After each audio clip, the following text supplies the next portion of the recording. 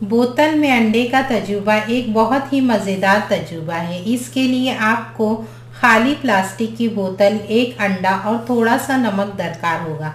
सबसे पहले बोतल को ऊपर से काट लें और उसमें ताज़ा नल का पानी आधी ऊंचाई तक भरें।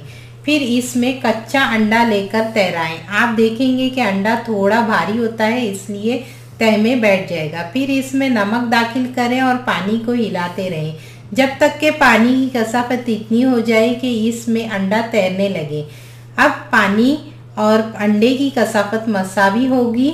अब आप अंडे को नीचे धक्का देंगे तो भी वो ऊपर आएगा।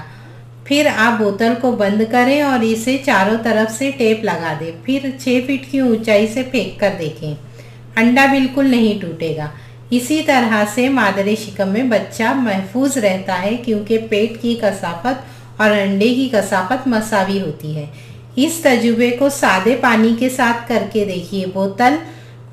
बोतल में पानी भरकर इसमें अंडा डालें और बोतल को बंद करें और इस बोतल को 6 फीट की ऊंचाई से छोड़ें।